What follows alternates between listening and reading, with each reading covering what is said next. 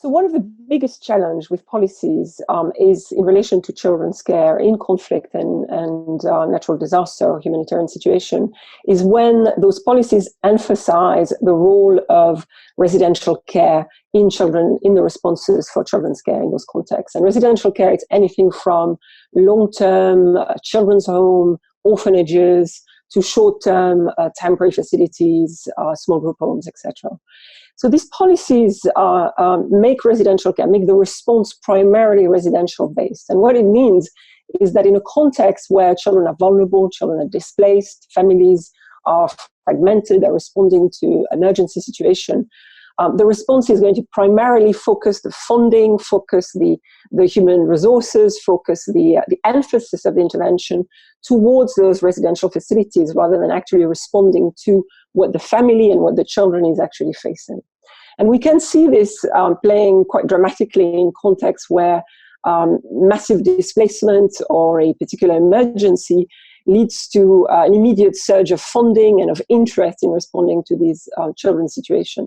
Good example of that I've experienced was in Indonesia post-tsunami 2004-2005, where policies and laws were really focused on types of residential facilities. So any child that had any type of vulnerability, whether you're in the street, whether you're in an emergency situation, or whether you're being trafficked, or whether you simply are poor or need education, focused on residential care, on placing these children in orphanages or in homes as the response. And what happened after the tsunami affected on a massive scale the coast of Aceh is that this opened the door to a mushrooming of institutions. The funding that was pouring into was poured dramatically towards building new institutions, towards building a whole range of facilities that were very poorly regulated, in some cases not regulated at all.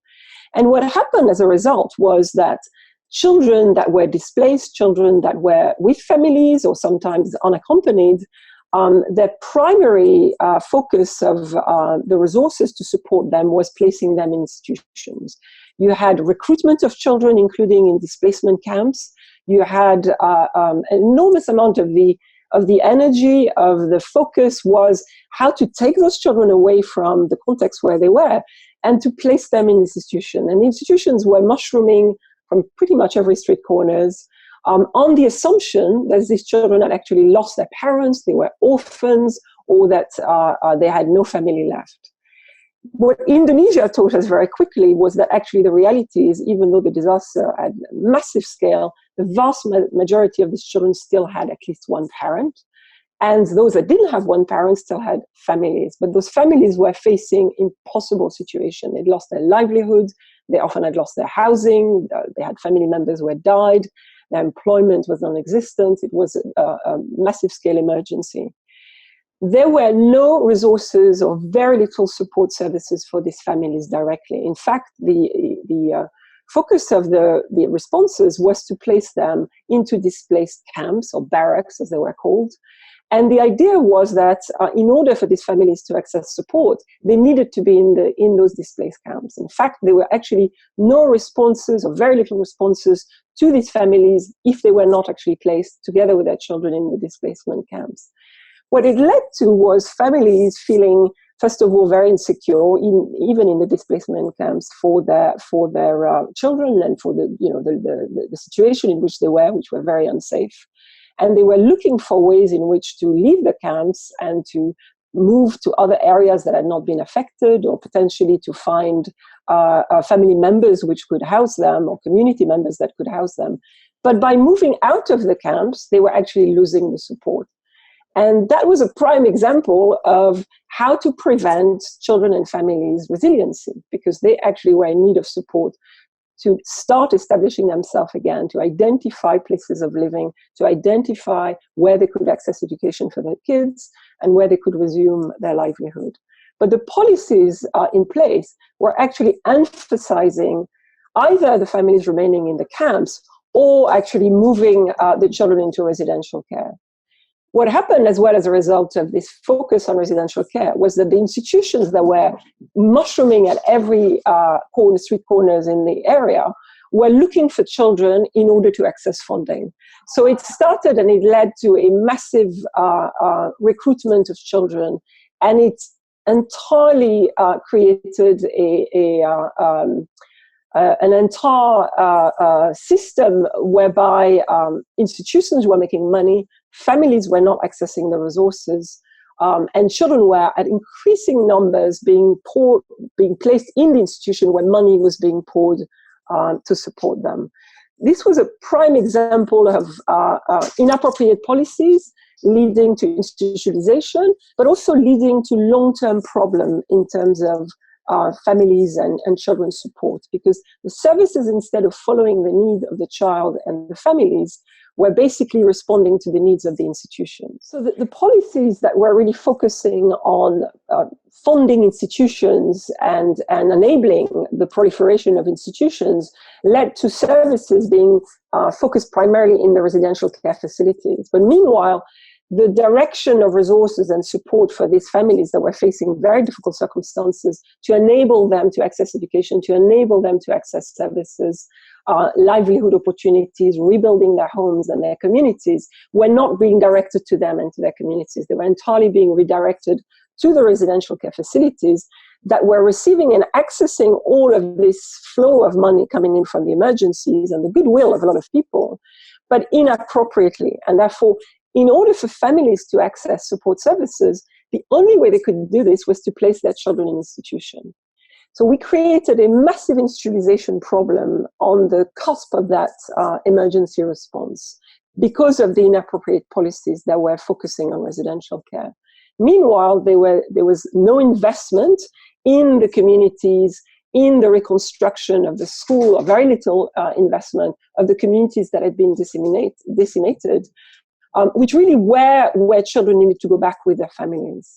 And therefore, the movement of families back into these communities and the movement of children back into their families was being hampered by the very policies that were set in place, supposedly, to support them. One of the main ways policies can actually strengthen families and support children and prevent their institutionalization is to recognize that orphan and vulnerable children are not a homogeneous group. They're not this massive group which has this specific characteristic that needs a one-type solution. The policies that support children and that have worked in terms of strengthening family-based care and leading to better outcomes for children are those that recognize that, first of all, you need a continuum of care, continuum of options and services and intervention that supports and that starts with supporting children and families and preventing institutionalization, but also ensuring that there are good alternative options for these children. A part of that, and the examples that we have where there's been success in providing this continuum of care, has been where policies have established very clear gatekeeping mechanisms. By gatekeeping, what we mean is the various mechanisms that enable positive decision, positive assessment of the particular situation of a child and a family in a particular context, and then enable appropriate, suitable decision to be made on what are the needs of that child, what are the needs of that family in the particular context. Without the gatekeeping mechanisms, and they operate at different level, what happens is you tend to have this broad decision about what is appropriate care for children. It might be residential care, or it might even be inappropriate foster care, or it might not recognize that actually the most appropriate support would be support to the kinship care, to the extended families that care for the children. The gatekeeping mechanism operates at different level, and when policies clarify both the mechanism for gatekeeping, the purpose of gatekeeping, and what are the kinds of resources, what are the kinds of skills, what are the key people that need to be on the gatekeeping mechanism, but also what are the mandates of these mechanisms. When we have policies that articulate that, we found that you end up ensuring that the response is not a broad, inappropriate response to this group of so-called orphan and vulnerable children, but responses that clearly address the individual needs of that particular child and that family in this particular context. So what does that look like? But gatekeeping looks very, very differently in different contexts, as it should. You might have, for example, an example in Rwanda, where you have the establishment of gatekeeping mechanism at the community level.